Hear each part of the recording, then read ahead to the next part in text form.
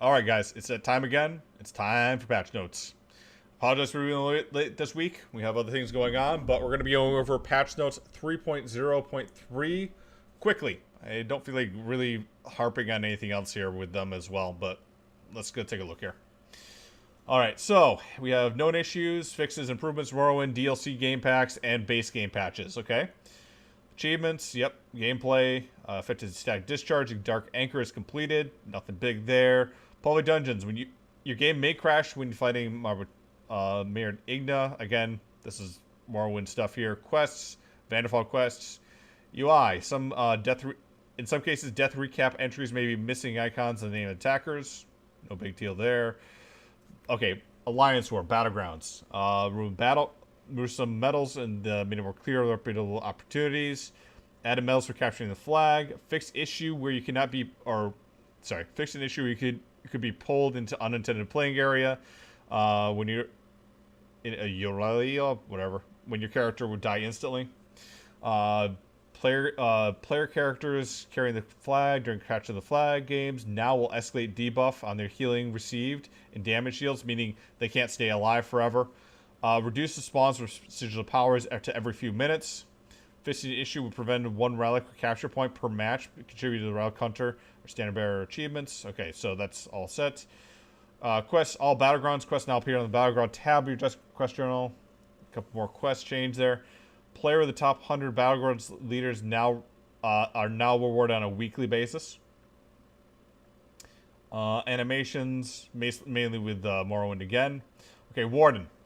Ammo companions. Betty Knight slightly decreased the length of the summoning animation for this ability. Nothing new there. Nothing really exciting there. Enchanted Forest, Secluded Grove morph. Fixing an issue with this morph would not grant ultimate healing. Healing to a target below 50%. So just a bug fix. Fixing an issue with the ability of this morphs. We're targeting NPCs. You can now only target other player characters. Makes sense. Witcher's Embrace, Crystallized Shield. Fix an issue with this ability as Morse could also absorb beam attacks. Alright. So, world bosses, console, egg mines, Grange. Alright. Several minor camera issues. The crafting station in Vanderfall. Crafting furniture. Yep. Halls of Fabrications. Made a whole lot of changes here. Again, if you want to take a look at these, I'll let you guys take a look at it. But if you don't want to spoil the trial stuff, don't look at it. Public dungeons, general, multiple book entries, added a new title, Battle Elite Merchants and Battle Green Elite Gear Merchants to compatriots in Cyrodiil. Achievements, item sets. Okay, here's a few other things here as well. Defiler, they reduced the damage to 6,000 from the nearly 10,000 damage it was doing. Night Slayer, this item set now deals 9% of the enemy player's health of Oblivion damage, reduced from the 10%, so it's not as hitting as hard. Vanguard's Challenge. This effect is now lost when wearer enters sneak, invisible, or moves away 28 meters from the taunted enemy player. So they made it basically the counterplay to this now is if somebody is taunting you, you move away from them at least 28 meters and then come back into it. Additionally, you're not going to have Nightblades going in, taunting you, and stealthing in. They have to actually be visible for it to go off. Warrior Poet, this item set now has an additional 5-piece bonus of max health. War Maiden, this item set now has 2-piece bonus of spell critical and instead of maximum health. Comments. Sets like the War Maiden, Netch's Touch, and Yaximor's Legacy are meant to be damage or healing focused by augmenting the elemental skill line. So the 2-piece bonus of max health really wasn't helping that out. We updated it to make it more appropriate. Yep. Pickpocketing, Vanderfall pickpocketing, nothing big there. Furnishings, housing editing, homes, all that good stuff. Quests, creeping hunger, more stuff there. UI facing an issue with in-game delivery mail. The Discover Pack was not collected text in German and French. Tempted to use travel player on a group member using Vanderfall will now display an inappropriate error message when you do not have access to Morrowind, which it should have. Achievements for Morrowind Master Angler. Battlegrounds. Help. Maps. Yep. Combat gameplay. It's now possible to use Blade 1 more Men, Murdragard, and Dromora found in the public dungeons in these locations. Old Orsinium. You may now pass through the locked door in the interior once the puzzle has been solved. Heart animation. Remove the idle animations for target skeletons. They're not even alive, after all.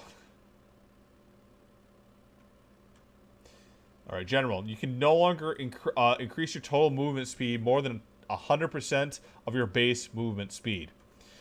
This change should affect only builds that are stacking movement speed bonuses in-game and should prevent them from extreme movement. Those builds that were able to do so in situations like Battlegrounds running. This also prevents instances where the builds could run faster on foot than they could via mount. Alright, this makes sense. I'm a little confused on what type of build was doing more than 100% movement space damage or movement speed. I have a build currently that I consider to be the fastest character alive, and they have 15% from fjords. They have additional, like the additional 15% that they can get with just the base minor movement speed, and then minor expedition, and then major expedition from whatever the ace. I apologize, guys. Major expedition, minor expedition, orc speed buff, champion point speed buff. They can't go over 100% movement speed. So if anything is going over 100% movement speed of your base character, that tells me that they're using something exploitive, and I'm kind of curious on what it is. I know that they have a few sets that are broken that used to be able to do this.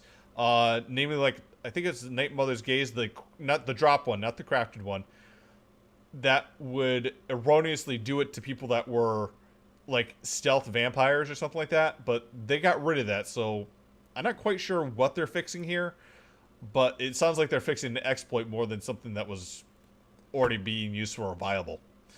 Alright, so anyways, going on. Bus and debus. Minor toughness. Fix the issue where it is reapplying the buff could cause you to lose health. Alright. Nightblade. Shadow. Twisting Path. Path of Darkness morph. Increase the damage of this morph by approximately 11%. This is good, but Nightblade, especially in Magic Nightblade, is probably still going to be kind of hurting for DPS. For most of the people I talk to min-maxing in trials, Magic Blades aren't as good DPS. Magicka Sork is the better one. Even with some of the nerfs that we have coming in with the Burning Spellweave, I believe that I think the breakdown is still going to be the Sork is going to be on top.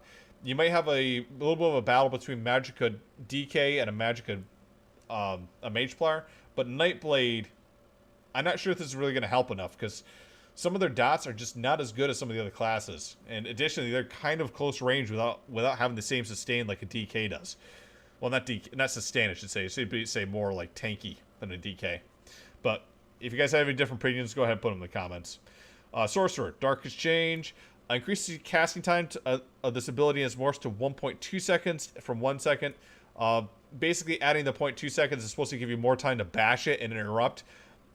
I haven't seen it being that hard to bash it, I should correct that. It's not any easier to bash it with this extra 0.2 seconds, but for some people who are just missing that window, I guess it's going to help them a little bit. Weapon, two-hander, cleave, increase the damage over time for this ability as morphs by approximately 16%. That's something good, giving a little bit more damage to the two-hander, which is mainly a single PvP single target ability. But the cleave here kind of helps, I think. The bow. Heavy attacks will now automatically fire when fully charged. Fully charged heavy attacks are more important resource changes coming up in this update, so we want to make sure there's no gameplay barriers in using them. I can kind of understand where they're coming from on this. They want to make it sure so you know that, okay, this is fully pulled back at this point, you can fire it off. However, a lot of builds were built off the fact that the heavy attacks in the bow will hold there until a target came into range, especially PvP builds. I don't know if this is good or bad for that. I mean, again, most people that are using bow weren't using heavy attacks for the bow. They were using it for like a quick poison injection, an endless hail, some off class dots or something like that, and then swapping over to a dual wield setup or something like that. Don't know if this is really going to help a whole lot for the PvE side. PvP side, I think it's going to hurt it, to be honest. Guild Mages, Radiant Mage Light. This morph no longer passively reduces your damage taken by sneak attacks. It continues to passively prevent stuns from sneak attacks, though. Reduces the cost of this morph by approximately 10% here. So, since the sneak attack damage is no longer giving extra damage, they're basically removing this, so it's not totally nerfing people coming in from stealth. And it still has some use because it's not stunning you. You're not getting stunned from sneak attacks. And to be honest, a lot of people don't use this just for the sneak, for the prevention from stun. Most people are using this for the empower anyways. So this reduction in cost is probably going to help them a little bit more. Dark Anchor. Standing in combat with Dark Anchor will now cause an extraplanar charge to gradually accumulate on your location. The charge is built up to critical level and explodes, damaging those who contribute to its growth and significantly reduce their health recovery. Alright. Monster abilities. Watcher. Yep. And Master Writs. Adjust to the drop rate. Furnishing plans. Halua Masters. Yep. Crown Motifs. Fix the issue with the Celestial Motif books. Grand Soul Gems are now known as Soul Gems to just clean up stuff, making it so it's not confusing. Master and Maelstrom weapon enchantments no longer function if an item runs out of enchantment charges, so make sure to keep them charged. Harvesting, fixing an issue with the cause heavy attacks to occasionally contain potency runes of a slightly higher or lower rank than intended. Item sets. Following two item sets now have spell critical instead of max health. Light Speaker, Netch's Touch, Spider Cultist, Yagmore's Birthright. Again, changes here to these sets here because they're trying to make them more of a DPS sets rather than just simply, max health for staying alive, I guess.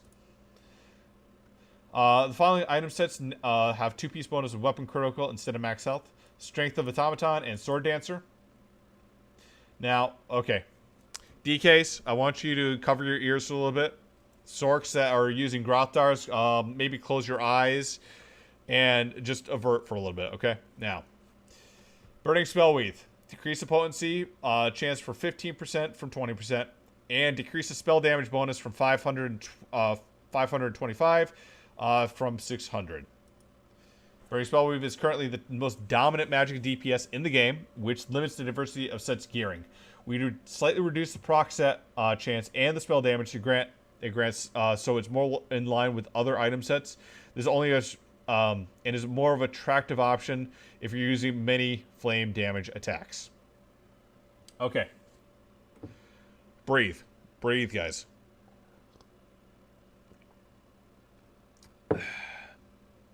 All right, we ready? So, this is fine. Okay, this is fine. Breathe. Don't let it get to you. Burning Spell is getting decreased. It is still going to be top. It is still going to give a lot of damage. But yes, you are going to be looking at a nerf to Magic DKs and certain Magic Sorc builds. Magic Sorc is top of the line DPS. They do need to have more morphs. I will not lie on that. However, Burning Spellweave was currently the top meta damage build in the game, like hands down. If you were going to do DPS or a Magicka build, you had to have Burning Spellweave. This is putting it more in line, and I'm not upset about that so much. I do wish that they would go back and they would nerf Sorcs a little bit more to be in line with everyone else. I mean, keep their uniqueness, but get them in line with the damage abilities of all the other classes. Alright. That's the logical part of it. I know a lot of people are probably feeling emotional about this because they had their Magic DKs built up for this. You guys are going to survive. This is still going to... You're still going to be able to do damage. It's just not going to do as much damage as you want it to. Trials builds are still going to have this proccing,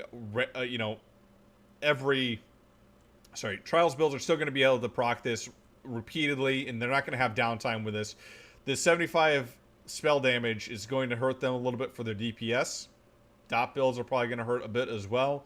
Hopefully they're going to come up with a nerf over on Sorc side. I know Magic Sorcs are probably cursing my name when I say that, but realize that all the other classes kind of have to meet up to that level, and when they don't, that means that they can't go into some of the higher level trials, and all the balancing is based around the top level DPS, which means everything is balanced around the Magic of Sorc right now.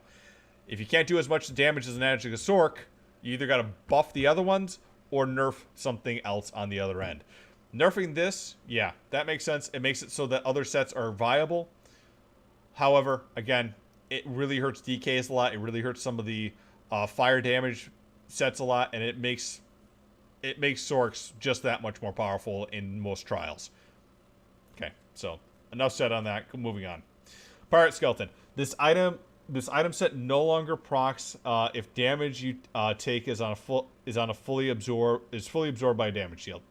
Increase the proc rate chance from 8% from 5%. Okay, so basically what this is doing is when Sorcs were shield stacking or Magicka builds were shield stacking with Pirate Skeleton, they were reducing the damage they were taking on the damage shield because it would proc while they had the damage shield up. This now prevents that. So you have to, the damage shield has to be down. You have to actually take damage before Pirate Skeleton actually does something. If you don't like that, I don't know what to say, but that's kind of the way it should have been to begin with. And I know this destroys what a meta for PvP people that were using it for shield stacking and then trying to reduce the damage on top of your shields. But really, shields are supposed to just take the damage, not mitigate it at all, and then mitigation happens only when it hits the person itself. So, not too upset about this. It does make sense, and they did also give a bit of a buff to it, so those who are not shield stacking are getting some benefit from this. PvP versions, the offensive and defensive boxes now have a small chance to contain purple quality items instead of the usual blue quality items. Okay, good to hear. Furnishings, just some adjustments. Housing. General, fix an issue where the game could crash when you're loading into through a loading screen while in combat. Grouping tool, fix an issue where you could teleport it out of a dungeon after entering it when using the grouping tool. Fix an issue where you occasionally not receive rewards after completing a random dungeon. Fix an issue where you occasionally see some status messages such as activity complete at incorrect times. All right, so they're basically fixing the grouping tool for the auto join dungeon, which is a good thing, and hopefully that's going to go over to console because I know you guys are having a lot of issues on your console side too. Quests, Howling Sepulchre meta achievements, Upper Cragler and Delve achievements will now always award progress. UI, yes, hello YouTube. Chairs, fixes, bunches, yep. Bank, fixing issue with splitting stack of the bank could incorrectly show bank is full. Gameplay mode, tooltips, now collectibles, and all that good stuff there. Okay, so that's the notes for 3.0, and let me just take a moment here. Currently, it is Thursday, 5/11. Tomorrow, there's going to be an ESO Live. I don't know exactly what's going to be on it. I've heard that they're going to be addressing some more of the issues that we've already discussed. I'm hoping that they're going to come up with more of this. I'm a little bit disappointed, to be honest, that this is the third set of patch notes. Oh, sorry, no, actually fourth set of patch notes. And they really haven't addressed a lot of the player concern in the feedback they've given. And I don't know where I stand on it because, honestly, like one issue that ZOS does have, it does take a lot of advice from players and makes a lot of bad decisions at times, it feels. Like, I put ideas out on the forums there, but most of the ideas I put out there are not... I don't intend them to be implemented all at once, and I don't intend them also not to have some balance behind it. Sometimes, though, people complain about this stuff here, and a lot of the stuff that I saw in 3.0.0 and further on was stuff that was complaining about PvP specifically. Like, you take a look back at Cypher PK's previous podcasting stream where he's talking with King Richards, Fengrush, Lefty Lucy, and Cypher. They're all talking about a lot of these things here about, making it so that you have resources actually have meaning and such. Champion points are fucking things up and we have to fix it. What was the other stuff there? Just insta kills and being way too easy to kill people and the time to kill and all this other stuff here. So a lot of the changes, and perma blocking, they got rid of a lot of that. Now, a lot of these changes here got rid of a lot of that stuff they were complaining about. But those guys are no longer here. Most of them have moved on. I believe that Fengrush is still here, but if he hasn't gotten pissed off enough to leave. But, you know, this stuff is just like, you know, they listen to the crowd, because most of the stuff I see in these patch notes are stuff that I've heard people complaining for a while now, but then everyone else comes back at these patch notes getting all these changes all at once, and it's just way too much. So it's kind of like ZOS takes a nosedive with these patches, almost hits the water, and then usually right before they actually release the patch, they pull up, and now, you know, they have like a happy medium between what they originally put on there and what they fixed and kind of taken from player feedback. Now, they've usually done it by the 4 set of notes. We don't have that now. So I'm expecting that tomorrow they're going to come out with some announcements on either addressing some of those concerns that players have, or saying that they're going to make more patches right before they're going to come out with the early release on May 22nd. So that means next week's patch notes are going to be pretty important, or they're going to be making more patch notes when they go live, meaning some stuff is not going to be tested, which is not good, to be honest. I feel like this is a little bit rushed, to be honest. Usually we've had stuff come back further on, and we at least had like a 2-week period to test stuff and give feedback on it. In addition to that, I feel like the major issue that I see with this change is when they changed the meta to have more, you know, they took out the sustain abilities in the champion tree, and when they did that, by removing those, they added nothing to the armor sets. And what I really feel like they should have done is go back into some of the armor sets, change some of the traits, change some of the item sets, and change some of the just standard mechanics to the thing, so it could come back and have more sustained, like, sorry, not more sustained, more diverse builds. For example, they could have gone back in and they could have retouched well-fitted and made well-fitted reduce cost to abilities. That would come in, and that would come into play where people are used to their old abilities costing much cheaper, and they could put well-fitted on rather than the standard meta of divines and infused. Right? That's one way. They could have also come back and put decisive back to its old roots, where it used to be. I can't remember the exact name of it, but it used to speed up heavy attacks when it was used. And if they actually significantly improve the speed of heavy attacks with it, then people might actually slot it, because the new meta is going to be heavy attacks in this current PTS build. So that's another way they could have done it. In addition to that, they could have also retouched other item sets here. Things like Sword Singer and Sword Dancer, for example, most people don't use them because they're very limited and only use weapon abilities here. However, if they went back into that and said, okay, Sword Singer, I believe that's the two-handed, I believe that's a dual-wielded one. But they could have gone back in and said, okay, in addition to getting more weapon damage, we're also going to reduce all the cost to all your dual-wield abilities. You know, make it 20% off the board. So that would reduce the cost there, and people who are, you know, doing a lot of melee builds, you know, just equip 2 Sword Singer swords in there, and you still have the same build that you had prior to this new meta. Yes, your damage is